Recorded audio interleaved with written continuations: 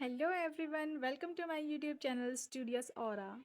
आज मैं आप लोगों के लिए लाई हूँ एक नया वीडियो जिसका टॉपिक है होम विजिट।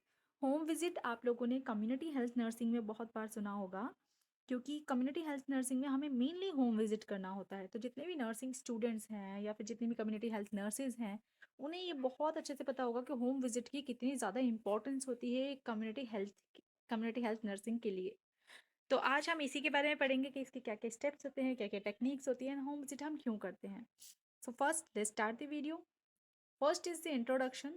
तो होम विजिट क्या है? कोई भी नर्सिंग होम विजिट जो होती है ना, ये फैमिली नर्स कांटेक्ट होता है, मतलब फैमिली का और नर्स का साथ में कांटेक्ट होता है। जब नर्स जाके फैमिली से मिलती है, फैमिली वाले अपनी प्रॉब्लम्स नर्स को बताते हैं कि क्या क्या हमें हेल्थ इश्यूज हो रहे हैं। हेल्थ इश्यूज, एनवायरमेंटल इश्यूज, जो भी रिस्क फैक्टर्स हो सकते हैं हेल्थ के लिए, वो सारी चीज़ें यहाँ पे डिस्कस की जाती हैं। That allows the health worker to assess the home and the family situation. तो हम होम की सिचुएशन को भी असेस करते हैं और फैमिली की सिचुएशन को भी असेस करते हैं in order to provide the necessary nursing care. तो ये सब हम किस लिए कर रहे हैं? ताकि हम प्रॉपर उन्हें हेल्थ केयर दे सकें या प्रॉपर हम उन्हें नर्सिंग केयर दे सकें, इसलिए ये सारा काम हो रहा है। And the health related activities in the performing home visit is essential to prepare a plan of visit to meet the need of the client. तो बहुत इंपॉर्टेंट होती है होम विजिट, ताकि होम विजिट में हम मेनली करते क्या है, हम जाके नीड असेस करते हैं कि किसी भी जो पेशेंट और उसकी जो फैमिली है, फैमिली की क्या नीड्स हैं। चाहे वो पेशेंट हो या ना हो, हम लोग होम विजिट करते हैं, जाते हैं और देखते हैं कि फैमिली की क्या नीड्स है। फैमिली में कोई छोटा बच्चा है, कोई ओल्ड एज है, मिडल एज है, कोई बीमार है, कोई हेल्दी है, तो उन सबकी क्या नीड्स हैं वो सारी हम असेस करते हैं। नीड असेस करने के बाद हम उन कुछ इंटरवेंशंस करते हैं, जिसकी वजह से वो जो नीड है वो फुलफिल हो सके और उन्हें अपनी हेल्थ मिल सके। तो हेल्थ के लिए, हेल्थ केयर के लिए ये सारा काम किया जा रहा है। तो ये बहुत इंपॉर्टेंट चीज़ होती है कम्युनिटी हेल्थ नर्सिंग में, क्योंकि कुछ लोग ऐसे होते हैं जिन्हें जैसे सब क्लिनिकल केसेस हैं या फिर सिर्फ और सिर्फ रिस्क फैक्टर्स हैं, लेकिन उन्हें इन चीज़ों के बारे में नहीं पता होता है, तो वो क्लिनिक्स या फिर हॉस्पिटल नहीं आ पाते हैं, जिसकी वजह से जो होम होम विजिट होती है ना, ये बहुत इंपॉर्टेंट हो जाती है। Next, the purpose of home visit. अब होम विजिट की जो पर्पजेज है वो क्या क्या होते हैं? तो first is to give care to sick. जो भी कोई बीमार इंसान है तो उसे केयर प्रोवाइड करनी है। कोई भी बीमार है, कोई पेशेंट है जो कि आया था सीएचसी या पीएचसी में आया था। मेनली होम विजिट कहाँ करते हैं हम? कम्युनिटी में करते हैं, या तो पीएचसी या फिर सीएचसी में आए हुए पेशेंट्स का हम होम विजिट करते हैं। तो सीएचसी या पीएचसी में कोई पेशेंट आया था तो उसके लिए होम विजिट करने जाएंगे। वो पेशेंट है, वो सिक है, वो बार बार फॉलोअप के लिए नहीं आ सकता, तो होम विजिट करके हम उसकी केयर करते हैं। देन पोस्टमार्टम मदर्स जो होती हैं, उनका जो पोस्टमार्टम मदर है उनका केयर करना है, नियोनेटल केयर के लिए जाना पड़ता है। एंड वही नियोनेटल केयर के लिए जाना पड़ता है और उन्हें बताते हैं फैमिली की क्या रिस्पॉन्सिबिलिटीज़ है, फैमिली मेम्बर्स जो हैं वो किस तरह से केयर कर सकते हैं किसी भी पेशेंट की। तो ये सारी चीज़ें, ये फर्स्ट हमारा पर्पज़ हो गया होम विजिट का।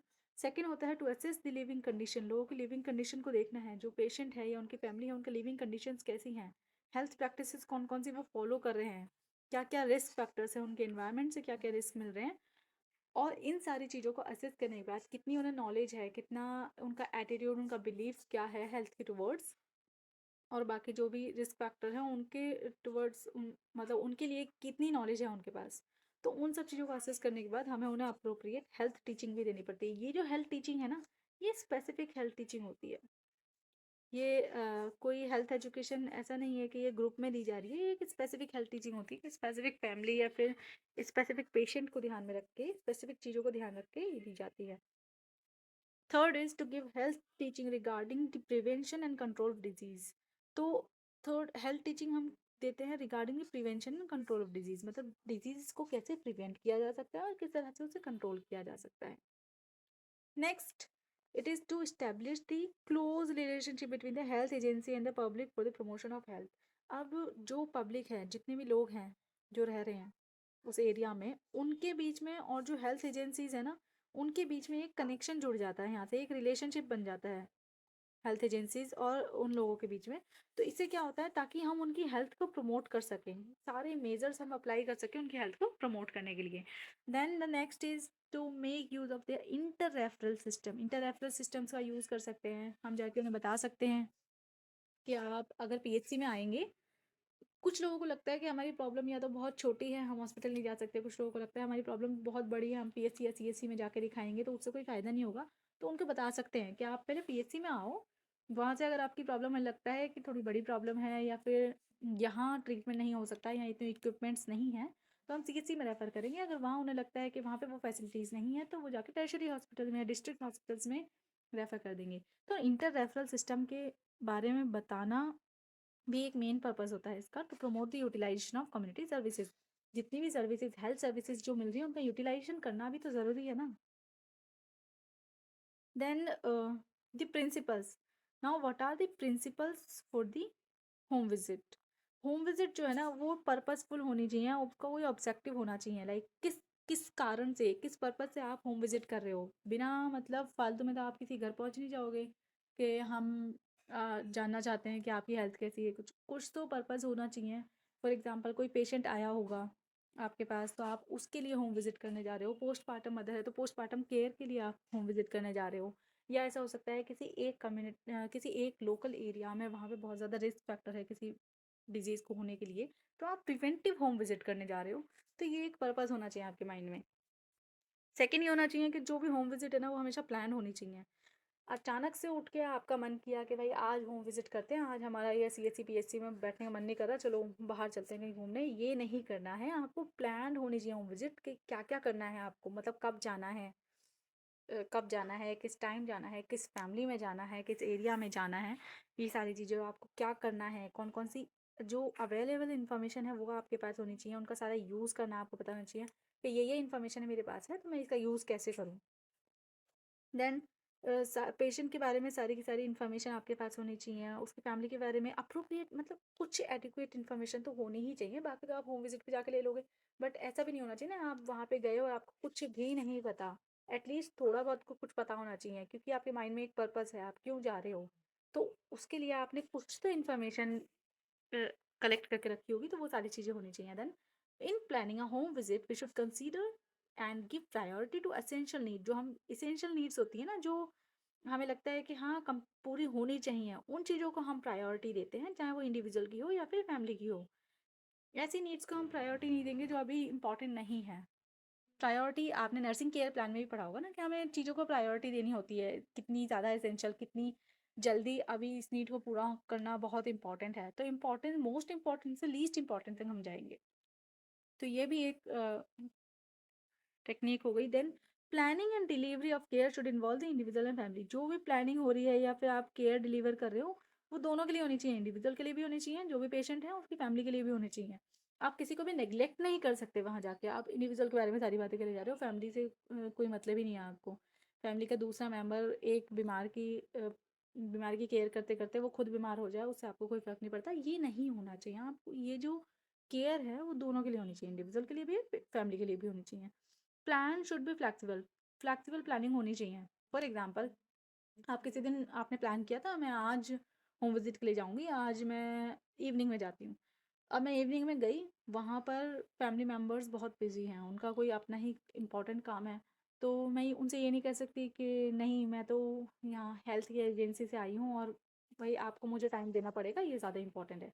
ऐसा नहीं कर सकती मैं। मुझे उनकी टाइमिंग भी देखनी पड़ेगी। अगर वो कहते हैं ठीक है हम आज फ्री नहीं हैं, आप 2 दिन बाद आ जाओ, ओके, एक शेड्यूल फिक्स कर लेते हैं उनसे, उसके बाद उनसे जाके मिल सकते हैं। तो ये फ्लेक्सिबल होना चाहिए। देन या गाइडलाइंस, क्या क्या गाइडलाइंस होती हैं होम विजिट की।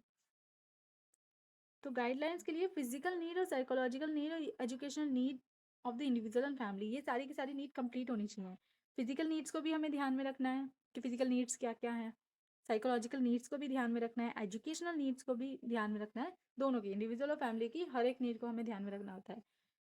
Then acceptance of the family for the service to be rendered, the interest and the willingness to cooperate. तो हमें एक्सेप्ट करना है, अगर फैमिली कोऑपरेट करना चाहती है, अगर हमारे साथ कोऑपरेट कर रही है तो वेल एंड गुड। बट अगर फैमिली ज़्यादा कोऑपरेटिव नहीं है तब भी हमें उस चीज़ को एक्सेप्ट करना है। हम उन पे किसी चीज़ का प्रेशर नहीं बना सकते, हम कोई दबाव नहीं लगा सकते कि तुम्हें एक्सेप्ट करना ही पड़ेगा, हमने जो कहा वो तुम्हें करना ही करना पड़ेगा, ऐसा तो हो ही नहीं सकता। हमें को, कोई ऐसी चीज़ें करनी पड़ेंगी जिससे वो हमारे साथ कोऑपरेट करें, और अगर नहीं कर रहे हैं तो हम एक दूसरा कोई ऑल्टरनेटिव ढूंढ सकते हैं उस चीज़ का। Then policy of a specific agency and emphasis given towards the health program. तो जो हेल्थ प्रोग्राम है उसके लिए आप कोई स्पेसिफिक एजेंसी की पॉलिसीज़ यूज़ कर सकते हो, उस पे एम्फेसिस दे सकते हो, तो ये सारी चीज़ें आप कर सकते हो। फिर दूसरी हेल्थ एजेंसीज़ जो है ना, उन्हें भी आपको कंसीडर करना है कि अगर किसी और हेल्थ एजेंसी की ये पॉलिसीज़ हो सकती हैं, सबकी पॉलिसीज़ अलग-अलग होती है ना, तो उन चीज़ों को भी आपको कंसीडर करना होता है। Number of the health personnel already involved in the care of specific family. हो सकता है कि आप गए होम विजिट के लिए, बट कोई और भी पहले ही होम विजिट के लिए आ चुका था, या कोई और भी होम विजिट के लिए भले ही ना आया हो, किसी क्लिनिक में वो लोग दिखा रहे हैं या किसी हॉस्पिटल में दिखा रहे हैं, वहाँ के लोग भी उनकी केयर कर रहे हैं। तो कितने लोग उनकी नंबर ऑफ हेल्थ पर्सनल कितने लोग हेल्थ केयर कर रहे हैं उनकी, ये भी आपको कंसिडर करना है। कि बाकी लोग भी केयर कर रहे हैं, तो आपको उन चीज़ों को भी कंसिडर करना है, क्या पता उनकी पॉलिसीज़ कुछ और हों, तो उसके अकॉर्डिंग भी आपको अपने जो इंटरवेंशंस है वो प्लान करनी है। Then careful evaluation of the past services given to the family. तो जितने भी प्रीवियस पास्ट सर्विसेज दी गई है ना फैमिली को, उन चीज़ों का केयरफुल इवैल्यूएशन करना है कि क्या क्या सर्विसेज इन्हें दी गई हैं और कितना क्या आउटकम आया है इस चीज़ का, कितना ज़्यादा इफेक्टिव रही हैं ये चीज़ें।